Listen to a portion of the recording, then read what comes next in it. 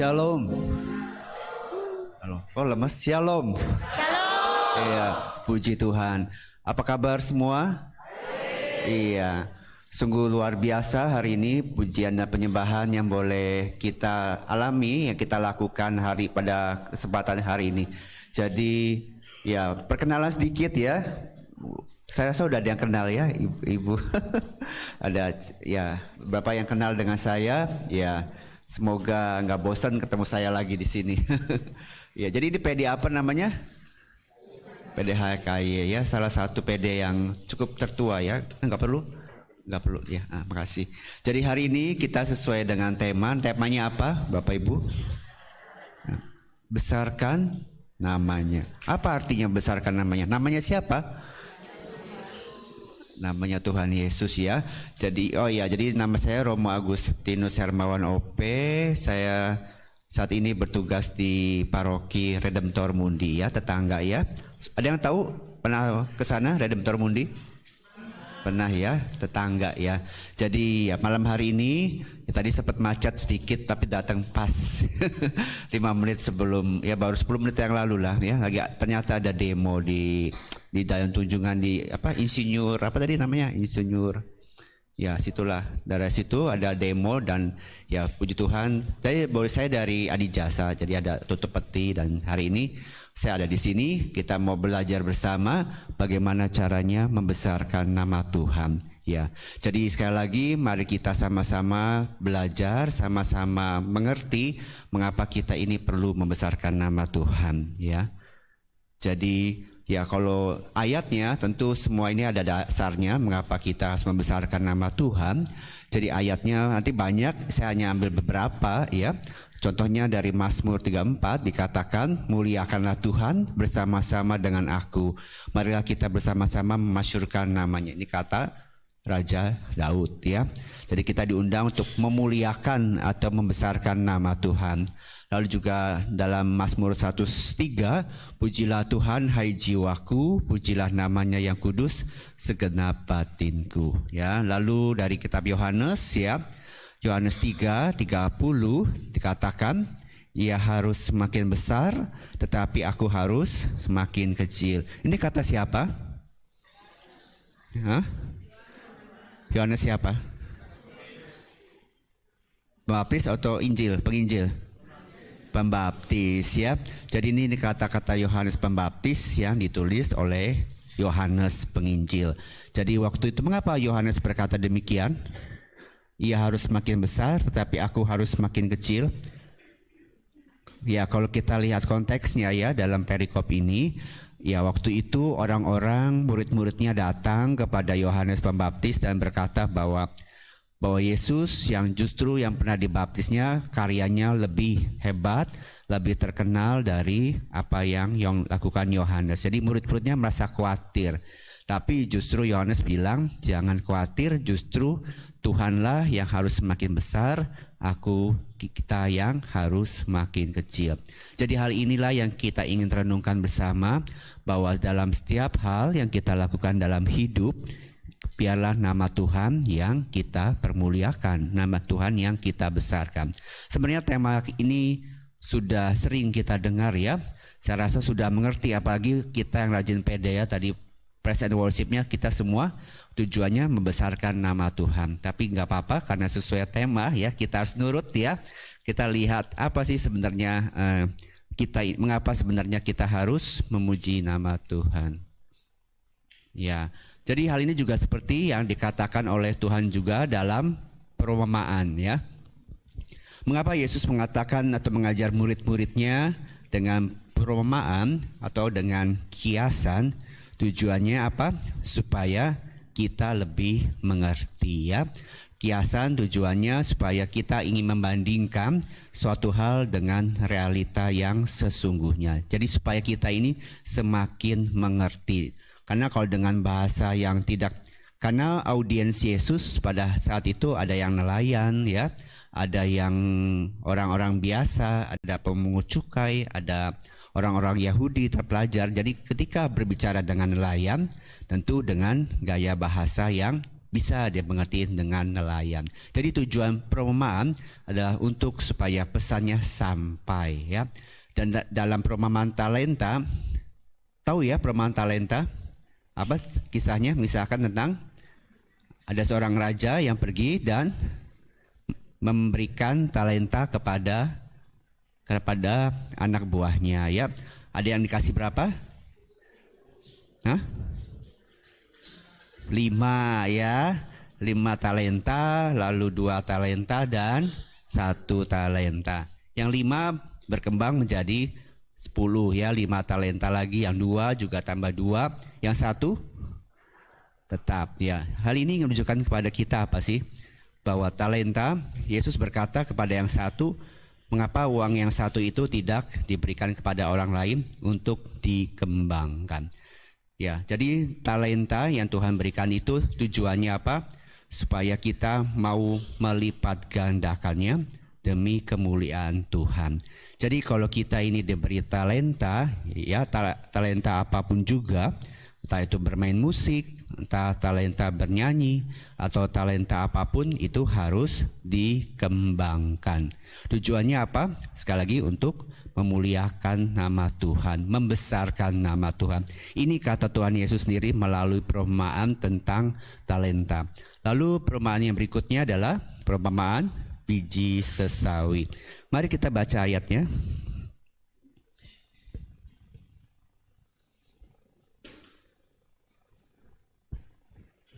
Ada yang bisa bantu baca? Ada ketemu? Atau di slide bisa?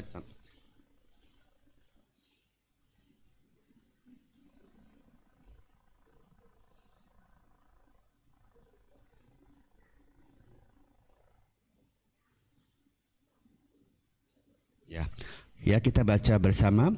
Hal kerajaan surga itu seumpama biji sesawi yang diambil dan ditaburkan orang di ladangnya. Memang biji itu yang paling kecil dari segala jenis benih, tetapi apabila sudah tumbuh, sesawi itu lebih besar daripada sayuran yang lain, bahkan menjadi pohon, sehingga burung-burung di udara datang bersarang kepadanya. Ya, jadi dengan kata lain ya, seperti talenta ya, yang dari sedikit menjadi banyak dan untuk bisa dikembangkan, sama juga dengan biji sesawi. Memang biji itu yang paling kecil, tetapi apabila sudah tumbuh, sesawi itu lebih besar daripada sayuran lain, bahkan menjadi pohon sehingga burung-burung di udara datang bersarang kepadanya. Jadi hal yang pertama, mengapa kita ini harus membesarkan nama Tuhan? Supaya banyak orang diselamatkan, banyak orang merasakan kebaikan Tuhan, banyak orang bisa mendapatkan berkat dari apa yang kita lakukan ketika kita membesarkan nama Tuhan. Jadi hal yang pertama yang kita harus ingat bahwa kita membesarkan nama Tuhan sama seperti biji sesawi, sama seperti talenta, itu bukan untuk Tuhan sendiri, tetapi untuk kebaikan kita manusia.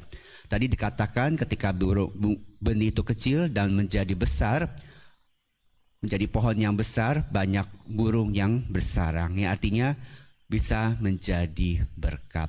Jadi kita membesarkan nama Tuhan, memuliakan nama Tuhan, sehingga banyak orang ini bisa mengerti bahwa Tuhan itu baik. Kalau sudah tahu Tuhan baik dan merasakan kebaikan Tuhan, harapannya pun kita bisa hidup bahagia. Itu artinya mengapa kita harus membesarkan nama Tuhan ya. Jadi dari 2 perumpamaan ini sebenarnya banyak perumpamaan, tapi saya ambil 2 saja contohnya dari perumpamaan talenta dan biji sesawi, bahwa jangan remehkan hal yang kecil ya. Jangan bilang sudah nggak usah apa-apa, kita cukup berkatnya juga sedikit. Walaupun sedikit, apabila kita mau berbagi, kita mau mengembangkannya, bisa menjadi besar dan akhirnya bisa menjadi berkat bagi banyak orang. Ya. Sampai sini ada pertanyaan, ada yang ingin menambahkan atau meneguhkan sebelum kita lanjutkan? Ya, kita sharing-sharing aja ya, karena temanya ringan, tapi memang harus kita dalami dengan sungguh-sungguh. Ada tambahan atau ingin? Tadi udah sharing ya. Ada yang mau sharing bagaimana dari hal-hal yang kecil kita ini bisa memuliakan nama Tuhan? Oke, kalau belum nanti ya dipikirkan dulu. Berikutnya, saya lupa saya. Ya, tadi dari perumpamaan, sekarang dari mujizat ya. Dari Tuhan sudah mengajar melalui kita melalui perumpamaan, tapi Tuhan tidak hanya mengajar dengan perumpamaan, tapi Ia juga mengajar dan menunjukkan bukti nyata melalui mujizat ya. Jadi yang pertama adalah ya, sekali lagi banyak mujizat ya yang dilakukan Yesus dalam hidupnya. Saya hanya mengambil beberapa saja. Jadi yang pertama adalah Yesus yang menyembuhkan 10 orang kusta. Tahu ya ceritanya? Dari 10 ini berapa yang kembali? 1, yaitu orang Samaria. Ya, artinya apa? Bahwa orang yang tidak mengenal Allah pun ketika ia boleh mengalami kasih Tuhan, ia bisa bersyukur, bisa kembali kepada Tuhan. Sedangkan kita ya yang kadang yang sudah kenal Tuhan, rajin ikut PD, ikut misa, kalau dapat berkat belum tentu ya bersyukur. Jadi jangan meremehkan orang yang tidak mengenal Tuhan dan jangan merasa puas kalau kita ini sudah dekat dengan Tuhan. Kadang kalau kita karena saking dekatnya sama Tuhan, terima berkat Tuhan ya biasa ya. Tapi justru melalui mujizat ini kita diharapkan untuk selalu bersyukur kepada Tuhan. 1 orang kusta yang sudah sembuh kembali kepada Tuhan dan menyembah Tuhan dan bersyukur, inilah yang berkenan di hadapan Tuhan. Bukan Tuhan yang butuh pujian, tapi ketika si kusta ini kembali, yang sudah sembuh kembali, Tuhan berkata, pergilah, dosamu sudah diampuni. Dia sudah menjadi berkat.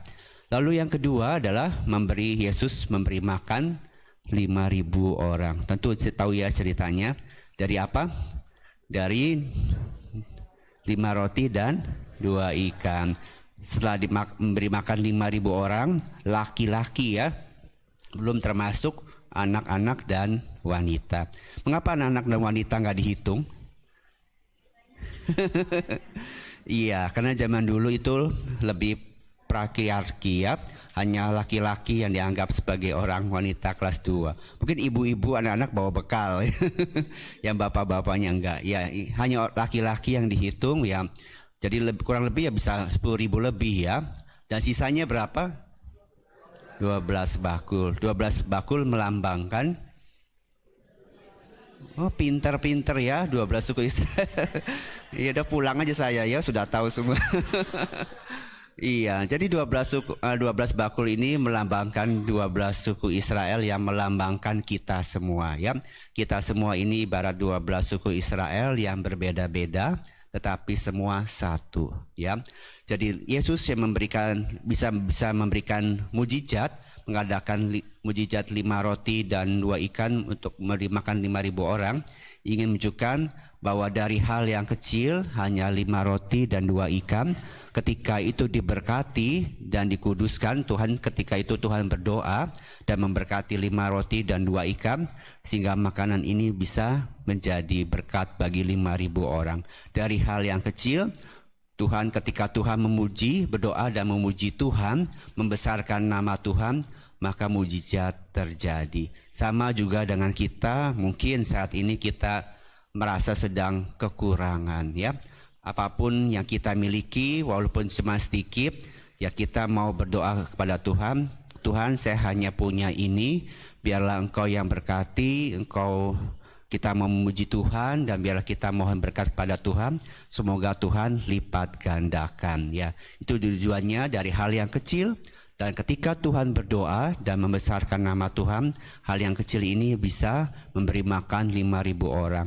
Tapi tentu ya ada kisah lain, maksudnya ada penafsiran lain mengapa bisa 5 roti dan 2 ikan ini bisa menjadi banyak. Ya ada juga yang anekdot yang berkata bahwa mereka ini sebenarnya bawa bekal ya.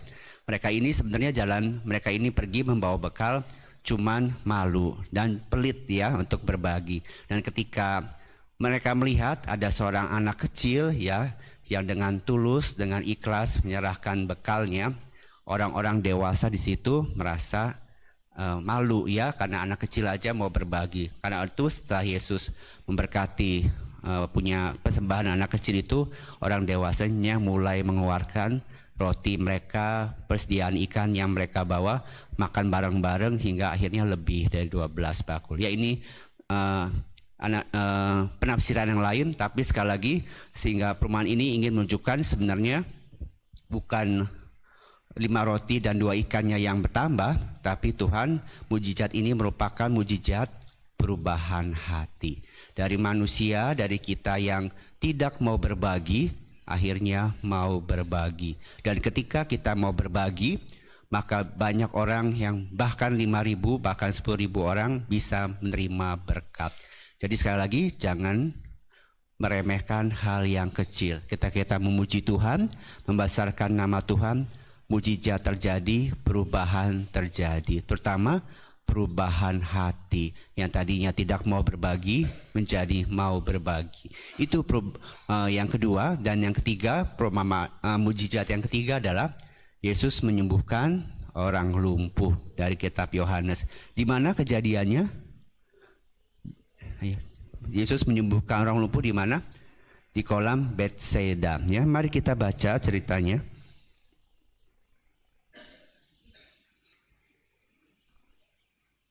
Dari Yohanes 5 ayat 1 sampai 18. Setelah semua itu ada perayaan hari raya orang Yahudi dan Yesus naik ke Yerusalem. Di Yerusalem di dekat pintu gerbang domba ada kolam yang dalam bahasa Ibrani disebut Bethesda yang memiliki 5 serambi. Di serambi-serambi itu ada orang banyak sakit berbaring, orang buta, orang timpang, dan orang lumpuh. Mereka menantikan air kolam itu bergejolak. Sebab pada saat-saat tertentu malaikat Tuhan akan turun ke kolam dan menggerakkan airnya. Orang yang pertama kali masuk ke kolam setelah airnya bergolak akan disembuhkan dari penyakit apapun yang dideritanya. Ya, berikutnya ayat 5. Di situ ada seorang yang sudah 38 tahun lamanya sakit. Berikutnya. Ketika Yesus melihat orang itu berbaring di situ dan karena ia tahu bahwa ia telah lama dalam keadaan itu, berkatalah ia kepadanya, "Maukah engkau sembuh?"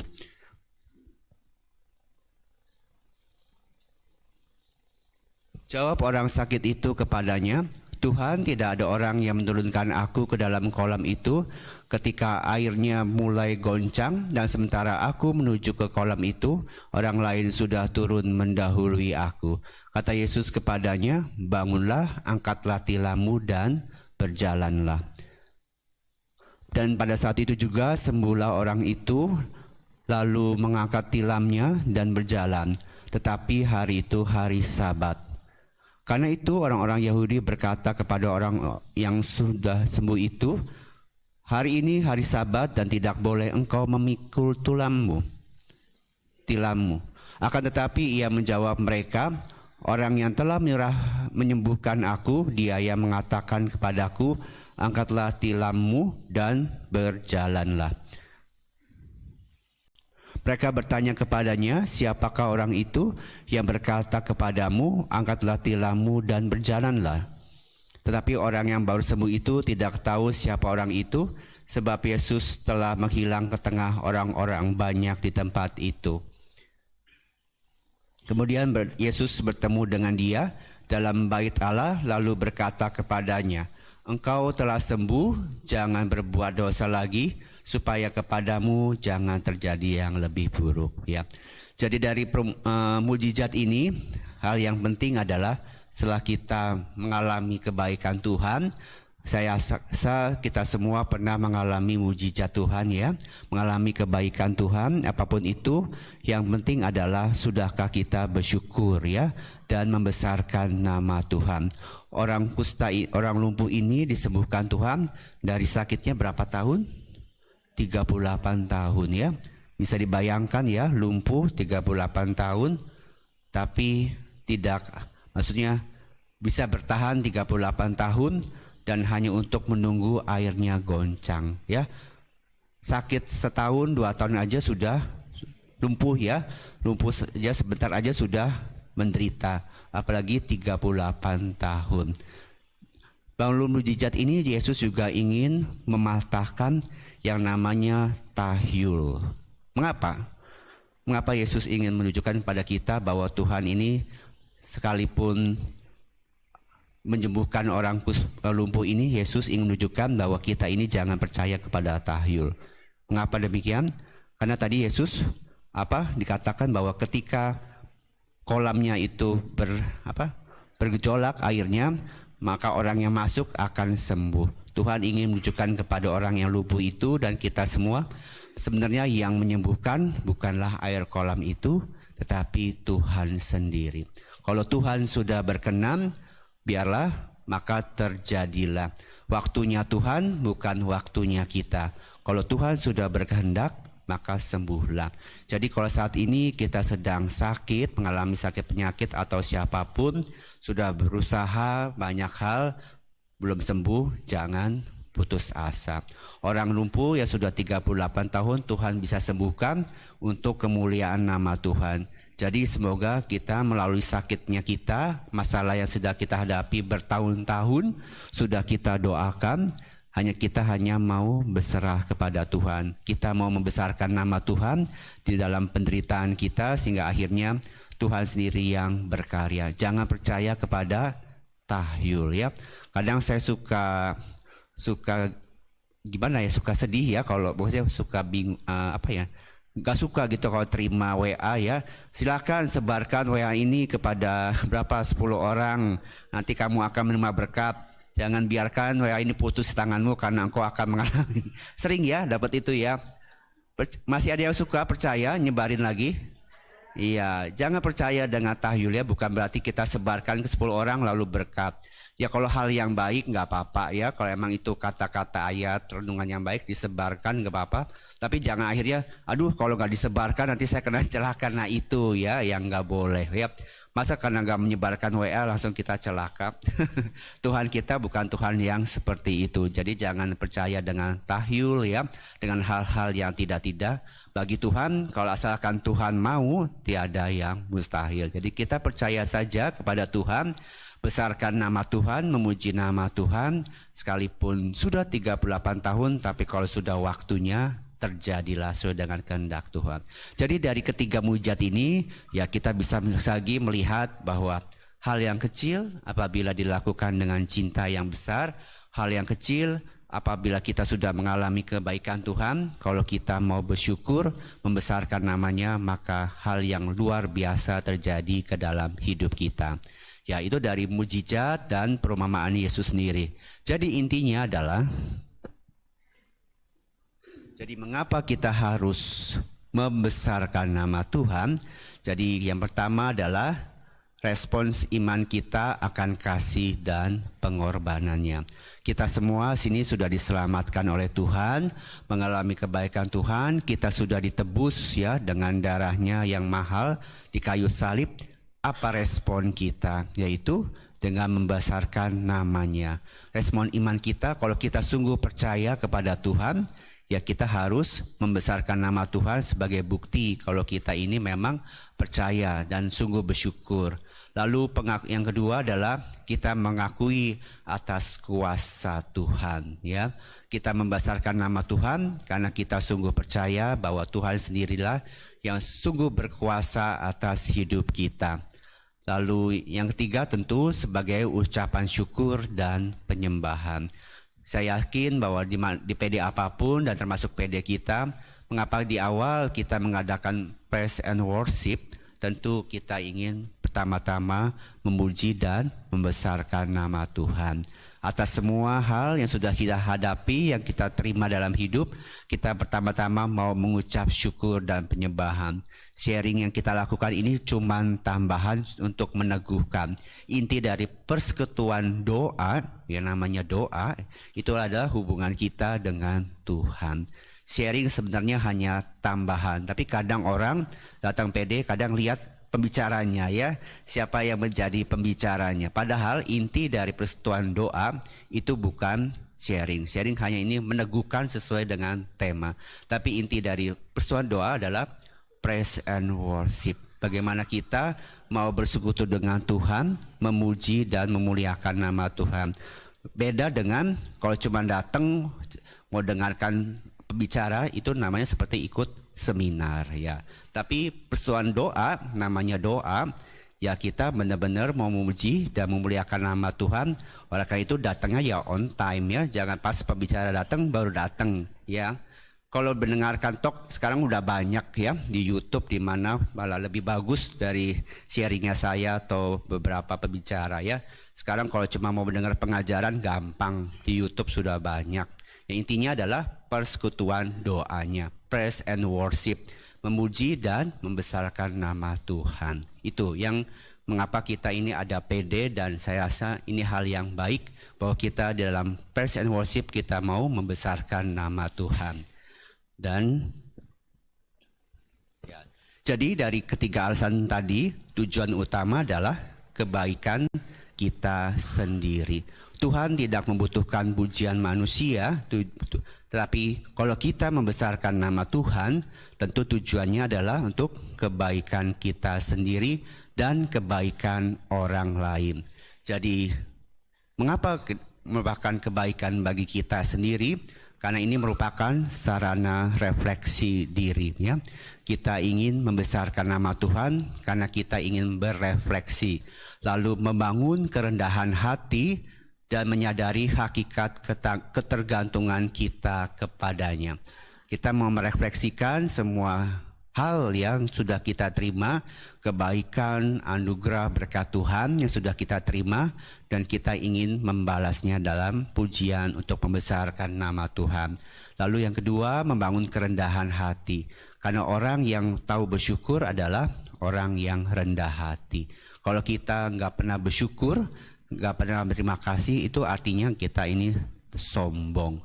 Karena orang sombong itu tidak pernah menganggap kebaikan orang lain sebagai hal yang penting untuk disyukuri. Karena mengapa? Aku bisa kok ya, memang ini hakku, atau aku bisa melakukannya, aku nggak butuh. Tapi ketika kita rendah hati, kita bisa mensyukuri dan membesarkan nama Tuhan. Dan tentu yang terakhir, menyadari hakikat ketergantungan kita kepadanya.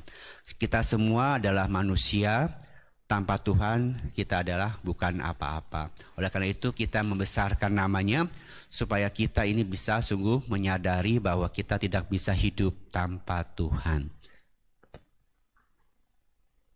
Dan syukur kepada Allah karena kita ini sebagai umat Katolik, kita punya Bunda Maria ya.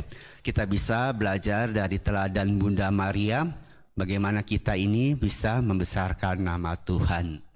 Jadi yang pertama ya, di sini siapa yang punya devosi kepada Bunda Maria? Semua? Iya, pasti semua ya. Karena kita sungguh bersyukur karena sebagai umat Katolik kita punya seorang bunda ya. Tentu ya, kita sering diserang kalau orang Katolik itu menyembah Bunda Maria. Betul nggak sih? Ya, jadi kalau ditanya, kita ini bukan menyembah, tapi kita menghormati ya. Sama seperti kita menghormati orang tua kita. Kita mau berdoa kepada orang tua kita ya, terutama anak-anak, misalnya masih anak-anak, kita mohon doa restu dari orang tua ya. Sama juga kita yang mau berdoa kepada Bunda Maria. Dan syukur kepada Allah karena Bunda Maria memberikan, Bunda Maria sendiri pun dia tidak sombong, dia selalu membesarkan nama Tuhan. Contohnya apa? Pertama, dia memiliki iman yang selalu berserah kepada Tuhan. Seperti kata-kata yang terkenal ini dari Lukas 1:38 yang mengatakan, sesungguhnya aku ini hamba Tuhan, terjadilah padaku menurut perkataanmu itu.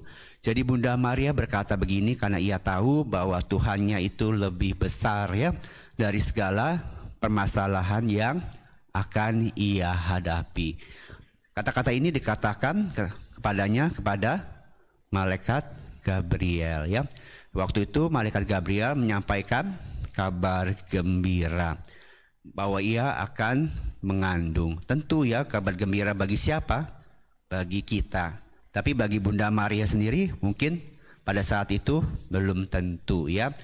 Mengapa? Ya namanya juga masih gadis ya, masih perawan, belum menikah, tiba-tiba harus mengandung ya. Tentu hal ini hal yang tidak mudah bagi Bunda Maria, tapi karena ia punya iman yang berserah, ia mau membesarkan nama Tuhan, sehingga dengan penuh iman ia berkata, aku ini hamba Tuhan, terjadilah padaku menurut perkataanmu itu. Lalu hal yang kedua, juga dikenal, ada namanya pujian atau Kidung Maria ya. Magnificat bisa dibaca dari Lukas 1 sampai 4, Lukas 1 ayatnya yang 46 sampai 55. Intinya adalah jiwaku memuliakan Tuhan ya. Di sini siapa yang rajin doa brevir? Doa brevir. Nggak ngerti ya doa brevir ya. Ada doa brevir, ibadat harian, laudes, vesper, doa pagi, doa siang, doa sore, nggak ada ya. Doa malam, iya, nggak ada ya. Ya kalau yang suka ikut ibadat, ya biasanya memang kalau yang ikut awam ya, Dominikan awam atau Legio Maria ya, biasanya ini didoakan ya. Ada doa pagi, doa siang. Ya jadi kalau enggak ya di terapis ya, para romo, suster, prater itu kita mendoakan doa brevir namanya ya. Dan kita setiap malam, setiap sore ya, setiap sore itu mendoakan doa sore, dan di situ ada yang namanya Kidung Maria. Dan Kidung Maria didoakan pada saat sore hari karena ingin membuat kita, mengingatkan kita akan kebaikan Tuhan. Setelah dari pagi sampai sore kita beraktivitas, kita mau memuji Tuhan seperti Bunda Maria. Kidung pujian ini dikatakan Bunda Maria pada saat apa? Lukas ini pada saat, ayo ada yang tahu? Pada saat Bunda Maria mengunjungi Elizabeth ya. Dari mana? Dari rumahnya ke pegunungan Yudea. Waktu itu Bunda Maria sedang hamil ya. Jadi Bunda Maria mengadakan perjalanan dari Bethlehem ke Yudea, pegunungan. Berapa hari? Gak disebut, tapi kalau dari jaraknya, kalau dari kita pelajari Alkitab itu, kalau jalan kaki itu 7 hari ya. Mungkin kalau dari Surabaya sampai ke Madiun ya. Bisa dibayangkan ya, wanita muda, hamil muda, jalan kaki ya waktu itu ke pegunungan Yehuda. Nah, namanya pegunungan pasti nanjak ya, berbatu-batu, berkelok-kelok jalan kaki, tapi Bunda Maria bisa ya. Dan bahkan ketika sampai, dia tidak mengeluh ya kepada Elizabeth, aduh capek minta minum atau mau lesehan dulu, minta dipijitin, tapi dia datang malah memuji Tuhan. Yang artinya apa? Bahwa dalam setiap perkara hidup kita, intinya jangan mudah mengeluh. Kita harus menunjukkan kepada orang lain, Bunda Maria bisa karena Bunda Maria membawa Yesus. Jadi kalau kita membawa Yesus, apapun sukarnya perjalanan hidup kita, apapun yang kita lakukan, kalau kita membawa Yesus, kita bisa selalu memuliakan nama Tuhan, membesarkan nama Tuhan. Lalu yang ketiga adalah teladan Bunda Maria yang bisa kita pelajari adalah teladan ketaatan dan kesetiaan. Jadi kalau orang yang mau membesarkan nama Tuhan itu harus merupakan orang yang taat dan setia. Seperti teladan Bunda Maria dalam Yohanes 19:25 dikatakan bahwa dan dekat salib Yesus berdiri ibunya. Ini pada saat Yesus disalib ya. Dan dekat salib Yesus berdiri ibunya. Ya, makna ini mendalam Bapak Ibu ya. Jadi bisa dibayangkan Bunda Maria berdiri di dekat salib Tuhan ya. Tentu sebagai seorang ibu ya, di sini banyak para ibu ya. Kalau menyaksikan anaknya menderita, sedih nggak hatinya ya? Apalagi sampai meninggal ya. Tentu ya hati seorang ibu mana yang tidak pilu, tidak sedih ya menyaksikan penderitaan anaknya. Tapi Bunda Maria dikatakan dengan jelas berdiri, yang artinya Bunda Maria tegar ya. Bunda Maria nggak sedih lalu nangis bersimpuh di tanah guling-gulingan, tapi Bunda Maria tetap berdiri. Yang artinya mengapa Bunda Maria bisa tetap bertahan dengan tegar berdiri di bawah salib Yesus? Karena Bunda Maria tahu bahwa putranya, ia ingin membesarkan namanya. Jadi apapun persoalan hidup kita, tetap kita mau belajar seperti Bunda Maria, berdiri dengan tegar bersama Tuhan. Lalu yang keempat, teladan bagaimana ia mau mengarahkan kepada Kristus apa yang dikatakan, yaitu seperti dalam peristiwa di mana ini? Ya, perkawinan di Kana. Apa yang dikatakannya kepadamu, lakukanlah itu. Jadi Bunda Maria selalu membesarkan nama Tuhan. Ia menyerahkan kita kepada Kristus. Apa yang dikatakannya kepadamu, lakukanlah itu. Ya, tentu ya, ini ingin menunjukkan kepada kita sekali lagi bahwa Bunda Maria adalah sungguh-sungguh Ibu Yesus. Dia dipilih Allah untuk membawa Yesus kemanapun ia pergi. Sama dengan kita, kalau kita selalu membesarkan nama Tuhan, bukan kita yang dibesarkan, tapi nama Tuhan yang dibesarkan. Jadi semoga teladan Bunda Maria ini boleh menginspirasi kita ya, merupakan salah satu contoh iman yang baik bisa kita contoh. Jadi kita pun selalu bisa berkata, aku ini hamba Tuhan, kita mau selalu memuji nama Tuhan, dan kita mau tegar berdiri tetap di dalam setiap persoalan dan permasalahan hidup kita. Dan pada akhirnya kita ingin membawa nama Tuhan kepada siapapun juga. Itu sebabnya kalau kita lihat patung Bunda Maria itu sering digambarkan menggendong bayi Yesus ya. Hal ini ingin menunjukkan kepada kita, ini loh aku membawa Tuhan. Jadi kalau kalian datang kepadaku, aku akan mengantar engkau kepada putraku. Datang kepada Tuhan melalui Maria. Melalui Maria kita datang kepada Tuhan. Jadi jangan pernah ragu berdoa kepada Bunda Maria, kepada ibu kita. Tuhan sudah memberikan ibunya kepada kita. Jangan disia-siakan. Mari kita berdoa melalui perantaraan Bunda Maria. Kita mau mencontoh Bunda Maria bagaimana memuji dan memuliakan nama Tuhan. Tidak mudah memang kalau kita baca dalam peristiwa mujizat di Kana, yaitu merubah air menjadi anggur. Yesus berkata kepada Maria apa? Ketika Bunda Maria berkata, nak, mereka kehabisan anggur. Lalu jawab Yesus apa? Ya sebelum itu, mau apakah? Mau apakah engkau? Ya, mau apakah engkau ibu, waktuku belum tiba. Itu dalam bahasa Indonesia. Mau apakah engkau ibu? Kalau kita dalam bahasa Inggris, terjemahannya bukan ibu. Maukah engkau wanita atau perempuan ya? Ya, kalau anak Anda ya, pertama para ibu yang punya anak-anak, kalau anaknya bilang kepada Anda, mau apa engkau perempuan? Kalau dia minta sesuatu oleh ibunya, mau apa engkau perempuan ya? Gimana perasaannya? Gaplok ya. Tapi Bunda Maria malah tetap bilang kepada pelayannya, apa yang dikatakan padamu, lakukanlah itu. Ingin menunjukkan kepada kita bahwa ya tidak perlu mutung, tidak perlu kecewa kalau orang lain mengecewakan kita. Jangan karena kita berhenti membesarkan nama Tuhan, karena kita ini dilukai. Ya banyak orang yang sedih ya, merasa kecewa, putus berhenti pelayanan kalau melihat lah pemimpinnya aja gini ya, melihat orang timnya aja begitu, atau apalagi lihat romonya bencekno ya, buat apa melayani ya, dah buat apa. Tapi sekali lagi kita mau mencontoh Bunda Maria, jangan pernah putus asa karena nggak ada manusia yang sempurna. Tapi yang penting adalah kita ini membawa Tuhan kemanapun kita berada. Jadi dengan kata lain, jangan menjadi batu sandungan bagi orang lain. Justru kita harus menghantarkan orang lain, setiap orang kepada Tuhan.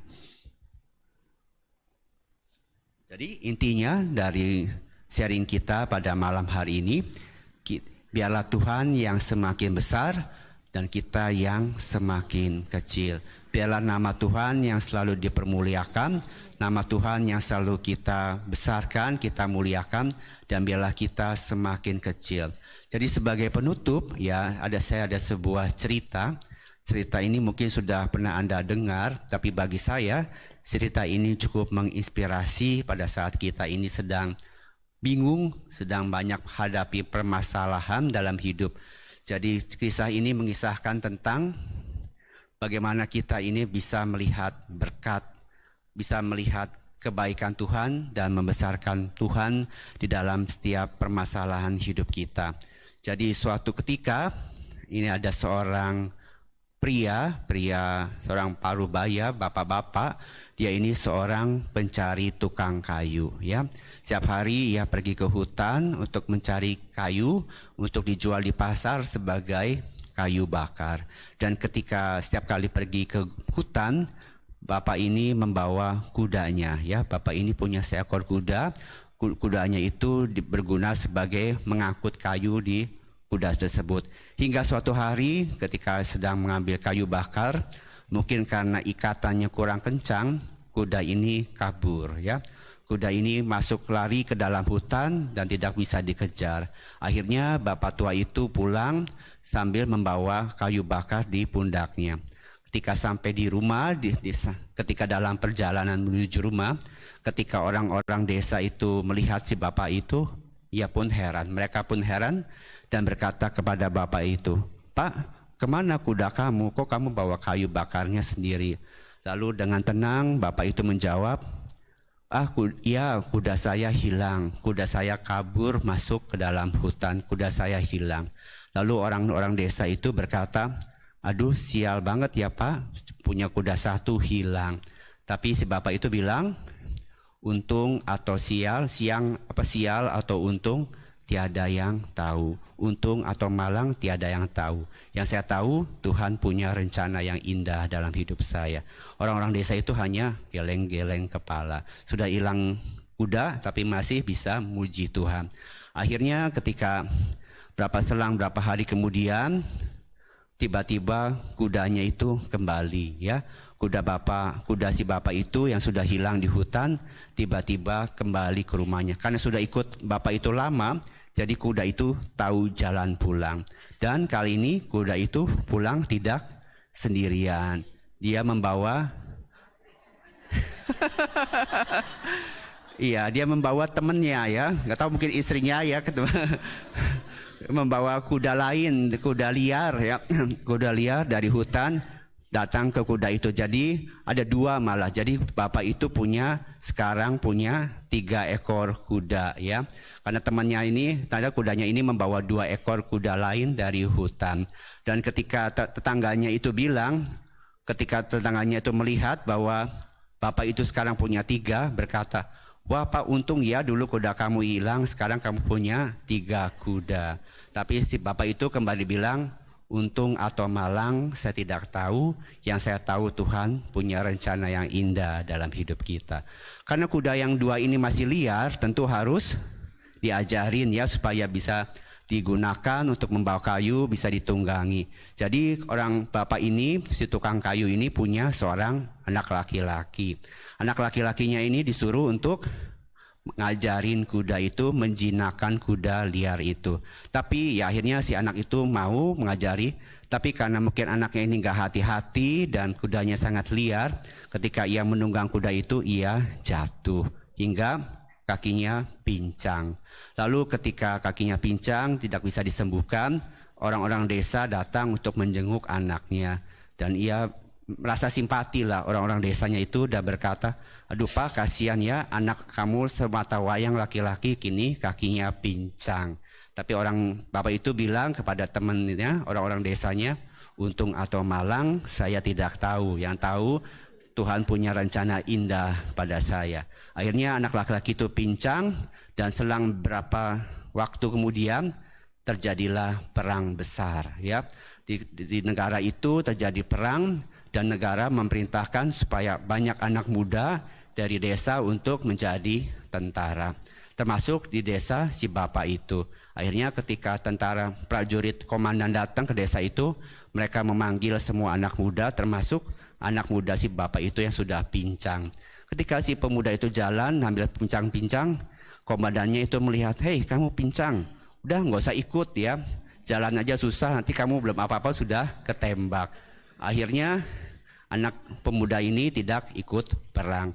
Dan ketika teman-temannya yang desa itu melihat anaknya nggak bisa pergi perang, mereka bilang, aduh Pak, enggak, kasihan ya Pak, anak kamu nggak bisa ikut perang, nggak bisa membela negara, sia-sia. Nah, tapi sekali lagi si bapak itu bilang, untung atau malang, siapa yang tahu ya. Akhirnya banyak pemuda yang pergi perang yang cukup lama dan ternyata mereka kalah. Banyak anak muda yang gugur di medan perang, termasuk anak-anak muda dari desa bapak itu. Akhirnya ketika tidak ada satupun pemuda yang pulang dari desa itu, mereka jadi sedih, dan ketika melihat bahwa si bapak itu masih punya seorang putra, anak orang desa itu berkata kepada bapak itu, Pak, untung ya anak kamu kakinya pincang ya, jadi tidak ikut perang, sekarang kamu masih punya anak laki-laki. Sekali lagi bapak itu bilang, untung atau malang tiada.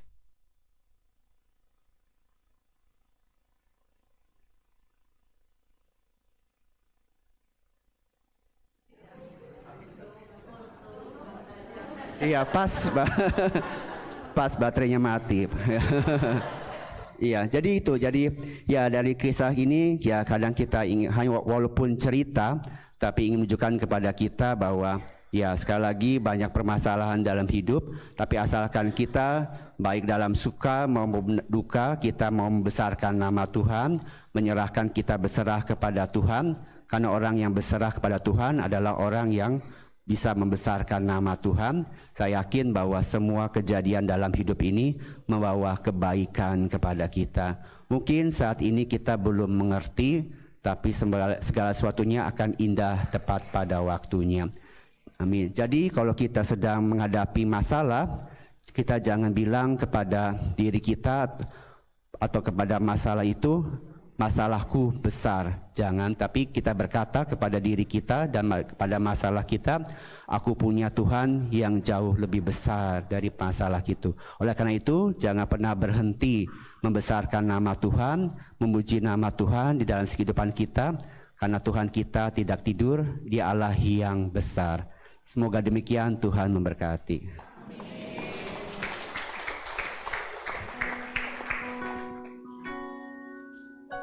Baik, terima kasih Romo buat pengajarannya, sharingnya malam hari ini.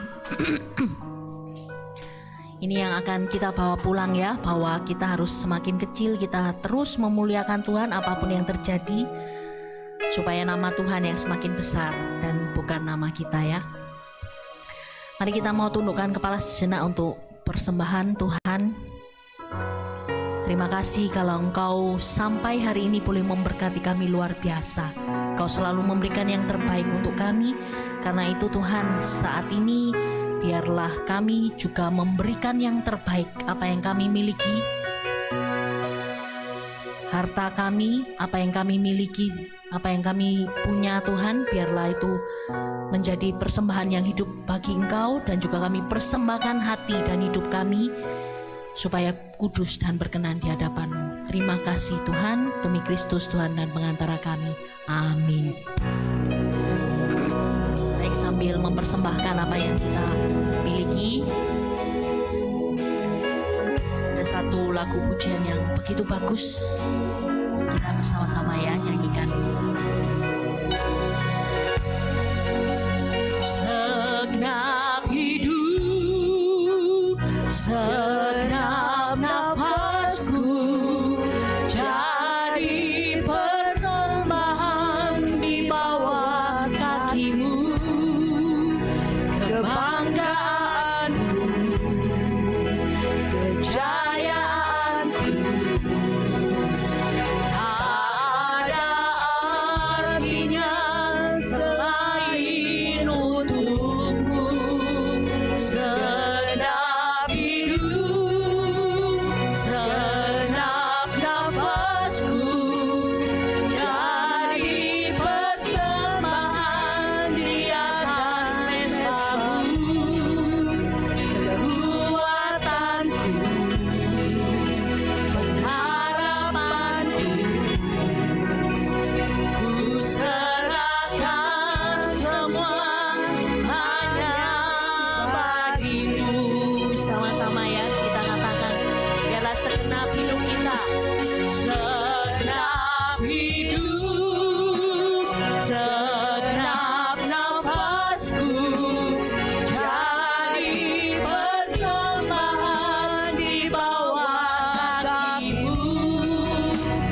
kebanggaanku,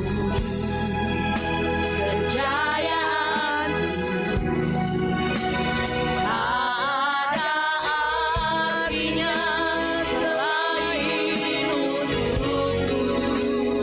Senap hidup, senap nafasku, raih persembahan di atas mesamu. Kekuatanku, pengharapanku,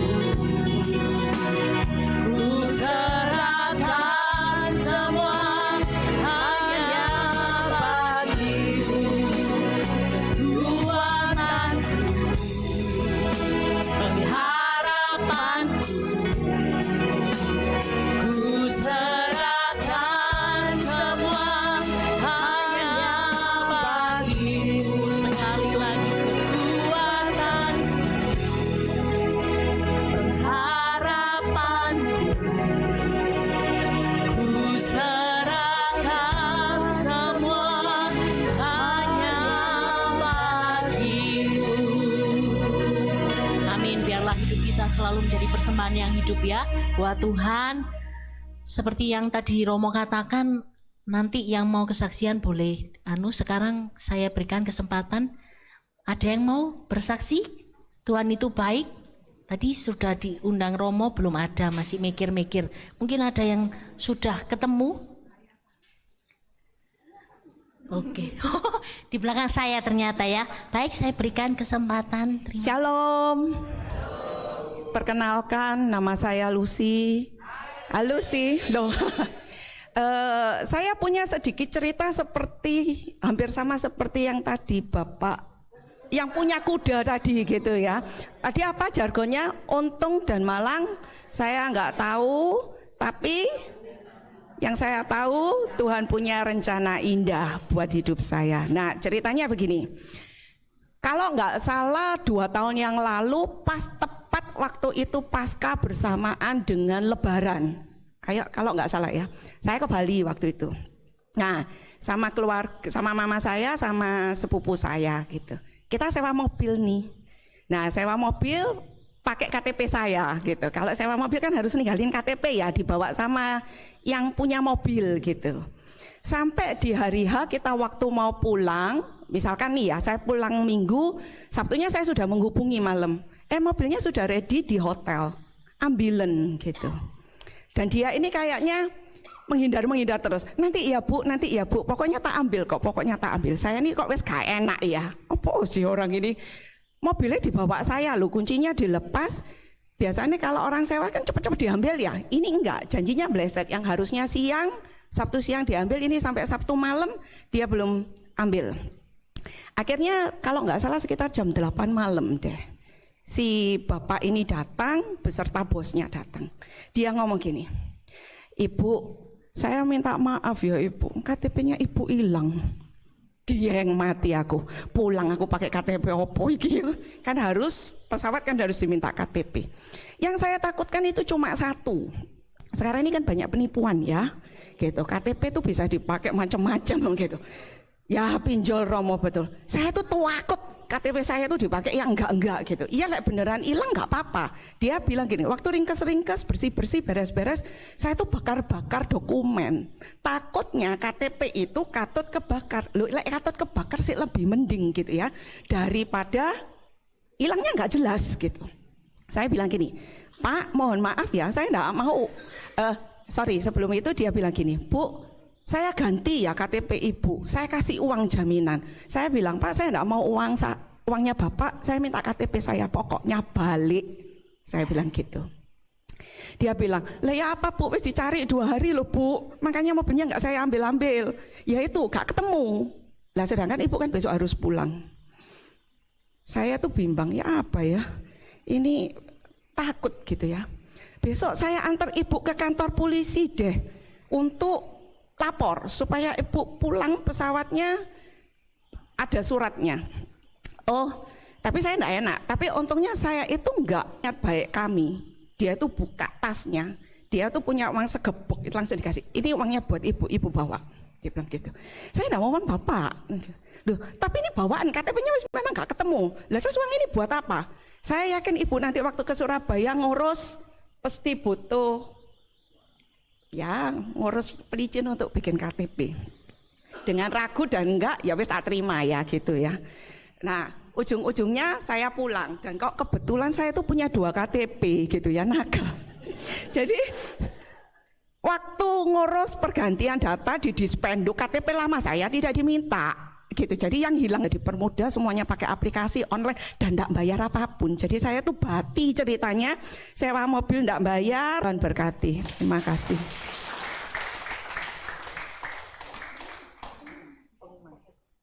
Oh iya, lanjut ternyata.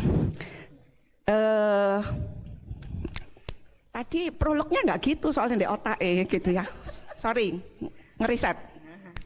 Teman-teman, Bapak Ibu Saudara sekalian yang terkasih, sebelum saya melanjutkan ke pengumuman, saya ingin sedikit bertanya gitu.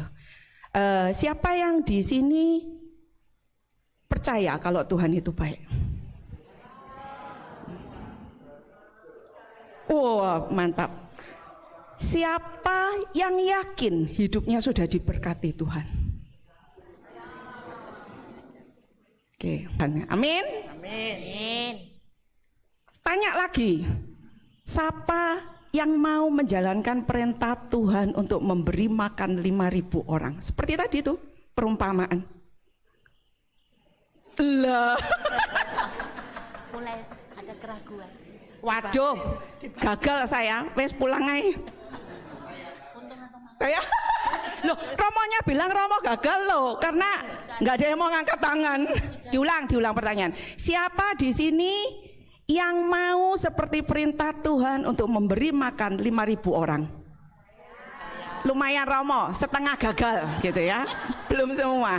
Nah, Bapak Ibu Saudara yang terkasih, saya bersama tim PDHKY malam ini kepingin mengundang secara khusus dan mengajak Bapak Ibu untuk mau menjadi biji sesawi itu tadi loh, dan mau memberi makan kepada 5.000 orang. Caranya gimana? Tolong Mulmet. Nah, kita membuka yang namanya paket donasi yang value-nya Rp100.000.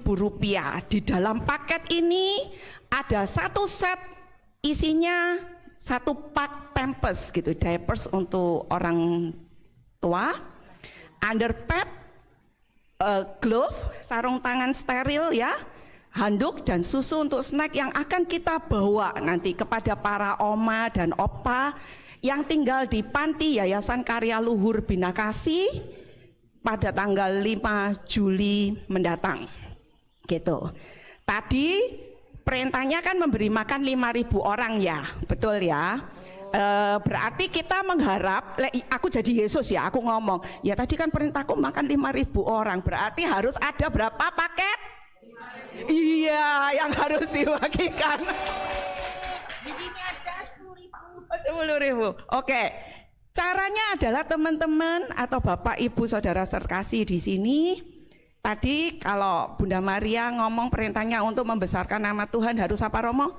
Setia dan taat. Loh, Yesus ngomong bagi 5.000 paket, berarti harus setia dan taat gitu. Yang kedua, pesan Bunda Maria apa? Apa yang diperintahkan Yesus?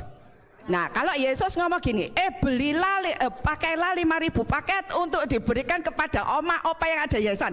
Berarti harus lakukan, dengarkan dan lakukan. Berarti lakukan untuk memberi berapa? 5.000 paket gitu ya. Paket donasi Bapak Ibu Saudara sekalian boleh disalurkan ke rekening yang sudah tertera di layar gitu. Dan jika ada pertanyaan yang lebih dalam mungkin bisa langsung bertanya kepada ketua panitianya Kak Siska yang ada di belakang itu yang lagi jalan. Nah, pertanyaannya, saya boleh beli berapa paketnya? Jawabannya 5.000. Catat panitia 5.000 gitu ya. Oke. catat gitu. Oke. Terakhir, jadi paket ini nggak harus ya. Jadi maksudnya nggak harus. Aku lek beli lebih dari bukan beli ya. Aku lek mau membagi 2 paket boleh nggak? Boleh. 5 paket boleh nggak? Boleh. 10 boleh. 5.000 pun boleh. Kita akan terima dengan terbuka gitu ya. Nah yang terakhir, saya dan bersama tim PDHKY mewakili Oma dan Opa yang ada di Yayasan Karya Luhur Bina Kasih mengucapkan sebelumnya terima kasih sebanyak-banyaknya buat berkat kasih yang Bapak Ibu saudara-saudara di sini yang sudah diberikan buat mereka. Dan biarlah Tuhan Yesus yang memberkati keluarga Bapak Ibu sekalian. Terima kasih. Amin. Terima kasih untuk Cik Lucy. Selanjutnya untuk pengumuman. Mari Bapak Ibu untuk Jumat yang akan datang, kita datang kembali ke PD ini tanggal 3 Juli 2026 di tempat yang sama, Aula Maria di Katedral HKY, dengan pembawa firman Bapak Daniel Cianto. Dengan tema waspadalah, enggak tahu itu waspada gimana, waspada hati, waspada pikiran, dan waspada percakapan mungkin. Mari Bapak Ibu kita ajak teman-teman, saudara, ataupun saudara sekitarnya, atau teman sekantor, teman selingkungan, mari Bapak Ibu datang kembali. Selanjutnya, pelayanan doa pribadi dan konseling yang seperti biasanya dilakukan oleh tim PD HKY. Kita menulis pelayanan atau doa pribadi yang di depan ada tulisan atau di barcode ya. Kita akan mendoakan setiap permohonan doa untuk Bapak Ibu yang mempunyai permasalahan. Selanjutnya sudah selesai. Untuk pertama kali yang hadir di PD HKY ini, berarti lama-lama semua, puji Tuhan, tetap setia dan taat. Untuk selanjutnya, ada yang baru? Tolong berdiri. Oh ya, puji Tuhan. Oh, terima kasih. Terima kasih Bapak Ibu untuk datang kembali Jumat yang akan datang. Kita bersama-sama memuji, memuliakan Tuhan. Untuk selanjutnya, ulang tahun pernikahan maupun ulang tahun kelahiran untuk bulan Juni, mohon maaf, untuk bulan Juni. Silakan untuk ke depan.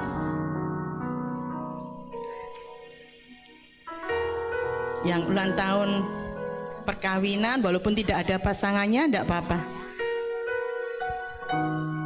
Ya, pernikahan maupun pribadi, kelahiran. Sampai bilang pribadi, keliru. Monggo Bapak sebelah sini.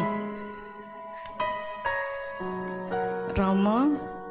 Ulang tahun apa? Oh, Romo juga ulang tahun. Ulang tahun apa? Ulang tahun pernikahan dan ulang tahun kelahiran. Gak ada yang baru ya? Yang baru nggak ada? Yang baru datang? Yang baru datang. Oh, yang baru nggak didoakan. Iya. Bapak Ibu, mari kita boleh bangkit berdiri, kita boleh mengarahkan tangan kita kepada saudara-saudara kita dalam nama Bapa dan Putra dan Roh Kudus. Amin. Ya Allah Bapa yang baik, terima kasih Engkau boleh hadirkan kami tempat ini hingga saat ini, dan terutama kami ingin mendoakan, menetapkan tangan atas saudara-saudara kami yang merayakan anniversary mereka dalam pernikahan maupun hari ulang tahun mereka. Terima kasih Tuhan, sungguh baik dan besarlah Engkau sehingga Engkau boleh memberkati kami hingga hari ini untuk Pak Sutri yang merayakan ulang tahun perkawinannya. Kami percaya Engkau yang sudah mempersatukan mereka dengan ikatan perkawinan kudus, kiranya Engkau juga yang boleh menyempurnakan segalanya. Engkau memberkati perkawinan mereka dengan lebih lagi, Kau tambahkan cinta dan kesetiaan di antara mereka, sehingga perkawinan mereka sungguh-sungguh boleh menjadi berkat bagi keluarga, bagi anak-anak dan cucu, dan bagi terutama kami semua. Ya Tuhan, jauhkanlah mereka dari segala cobaan dan tantangan, biarlah mereka semua bisa selalu setia pada janji pernikahan mereka. Dan kami juga berdoa untuk mereka yang merayakan ulang tahunnya. Terima kasih Tuhan untuk 1 tahun lagi yang Kau boleh tambahkan usia kepada kami. Tambahkanlah juga kebijaksanaan, karunia iman, pengharapan dan kasih, sehingga mereka semakin bisa bertumbuh di dalam Engkau, menjadi berkat bagi sama dan selalu membesarkan nama-Mu di dalam segala hal dalam kehidupan mereka. Ya Tuhan, terima kasih. Kami serahkan anak-anak-Mu ke dalam tangan kasih-Mu. Kau selalu memberkati mereka dengan berkat yang melimpah, kesehatan, sukacita bersama keluarga, sehingga tahun depan mereka dapat kembali merayakan anniversary dan ulang tahun mereka dengan lebih penuh rasa syukur. Dan untuk kami semua Tuhan, terima kasih Engkau telah hadirkan kami di tempat ini, dan seperti yang sudah kami imani, biarlah kami mau semakin percaya dan membesarkan nama-Mu, sehingga minggu depan kami boleh tiba mengikuti persekutuan doa ini dengan lebih penuh sukacita, lebih penuh dengan iman, sehingga kami ketika pulang dapat membawa berkat bagi keluarga dan orang-orang yang membutuhkan kasih-Mu. Terima kasih ya Tuhan, di dalam nama-Mu yang kudus kami telah berdoa dan mengucap syukur. Amin. Kami mohon berkat-Mu, Tuhan bersama-Mu. Semoga Allah yang Maha Baik memberkati saudara-saudari sekalian, keluarga, pekerjaan, semua harapan Anda dalam nama Bapa dan Putra dan Roh Kudus. Amin. Tahan dulu. Ternyata Bapak Ibu, Romo kita yang barusan mendoakan kita juga dalam minggu ini, Senin kemarin, merayakan ulang tahun imamat. Hari Minggu ya Romo, maaf. Hari Minggu merayakan ulang tahun imamatnya yang keberapa Romo? Oh iya, balita. Baik, karena Romo sudah mendoakan kita dan menumpangkan tangan atas kita, saya undang Tante Ida untuk boleh maju mendoakan Romo. Kita semua menumpangkan tangan untuk Romo supaya kita bersama-sama berdoa ya, supaya Romo semakin diteguhkan dalam panggilannya dan pelayanannya boleh diberkati luar biasa.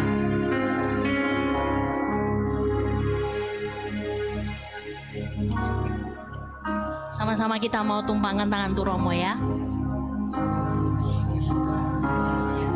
Dalam nama Bapa dan Putra dan Roh Kudus, amin. Allah Bapa yang Maha Kasih, kami mengucap syukur dan terima kasih kalau malam hari ini Romo Agus Hermanto ada bersama dengan kami yang 3 hari yang lalu merayakan imamat yang ketiga. Tuhan, kami persembahkan imam-Mu ini ke dalam tangan-Mu agar dia semakin setia dan taat kepadamu untuk menjadi imam yang sungguh setia sampai akhir hayatnya, sampai tua. Terima kasih ya Tuhan. Dan kami juga mohon berkat-Mu untuk kedua orang tua Romo Agus Hermanto ini yang berada di Cirebon. Berkati mereka agar mereka senantiasa mendoakan anaknya untuk menjadi imam yang taat dan setia. Terima kasih ya Tuhan. Semua doa ini kami persembahkan kepadamu di dalam nama Yesus Tuhan dan pengantara kami. Amin. Dalam nama Bapa dan Putra dan Roh Kudus. Amin. Tuhan berkati, Tuhan berkati, Tuhan berkati ulang tahun, ulang tahun.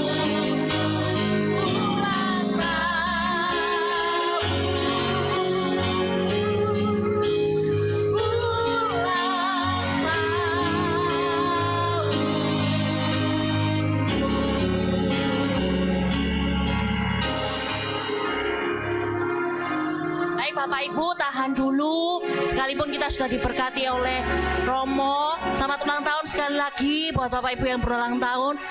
Kita menutup persekutuan doa malam hari ini. Sekali lagi kita mau berdoa untuk ujub doa yang telah ditulis tadi ya. Sekali lagi kita mau tundukkan kepala kita mau sungguh-sungguh mengarahkan hati kepada Tuhan sebelum kita pulang. Kita mau mengarahkan tangan, menumpangkan tangan untuk ujub doa-doa ini. Tuhan, kami bersyukur Tuhan, kalau penyertaan-Mu sempurna dalam hidup kami sampai hari ini Tuhan. Kalau Engkau berkata mintalah maka akan diberikan kepadamu, ketuklah maka pintu akan dibukakan bagimu. Malam hari ini Tuhan kami meminta Tuhan, memohon dengan penuh iman untuk setiap pucuk-pucuk doa yang telah tertulis ini Tuhan. Engkau yang jauh lebih tahu setiap pergumulan mereka, proses mereka, ketahanan mereka, kekuatan mereka dan juga iman mereka Tuhan. Tetapi kami percaya bahwa Engkau Tuhan yang penuh belas kasih, Engkau Tuhan yang mempunyai rencana yang indah Tuhan. Karena itu dengan segenap iman kami Tuhan, kami mohon Engkau mengabulkan setiap doa-doa anak-Mu ini dengan waktu-Mu, dengan cara-Mu Tuhan, dengan rencana-Mu yang sungguh indah Tuhan. Berikan kekuatan, berikan iman, harapan dan kasih untuk setiap anak-anak-Mu ini yang memohon dengan penuh iman Tuhan, supaya hari-hari mereka terus dipenuhi oleh kasih-Mu dan mereka tidak akan pernah kehilangan harapan sepanjang umur hidup mereka. Terima kasih Tuhan, terima kasih sekali lagi untuk semuanya malam hari ini, untuk setiap, untuk kasih-Mu, untuk kehadiran-Mu, hadirat-Mu yang kudus Tuhan, sukacita-Mu yang melimpah, untuk Romo kami yang begitu memberikan pengajaran kepada kami Tuhan, yang menguatkan setiap kami Tuhan. Terima kasih Tuhan, bahwa kami kembali Jumat depan dengan penuh kerinduan untuk terus memuji dan memuliakan nama-Mu Tuhan, untuk tidak akan pernah habis-habisnya bernyanyi dan bermazmur buat Engkau Tuhan. Terima kasih, kami persembahkan perjalanan pulang kami Tuhan sampai di tempat tujuan kami dengan selamat dan tidak kurang suatu apapun. Dan biarlah istirahat kami malam hari ini Kau sertai, Kau lindungi Tuhan, supaya kami boleh beristirahat dengan baik. Dan besok pagi Tuhan kami membuka mata dengan penuh cinta, penuh harapan dan penuh kasih akan Engkau. Terima kasih Tuhan, semua ucapan syukur kami, pujian, penyembahan kami, rasa syukur kami naikkan dengan perantaraan Yesus Kristus, Tuhan dan Juru Selamat kami yang hidup dan berkuasa kini dan sepanjang segala masa. Amin. Di dalam nama Bapa dan Putra dan Roh Kudus. Amin. Terima kasih semuanya. Tuhan Yesus memberkati kita. Terima kasih Romo.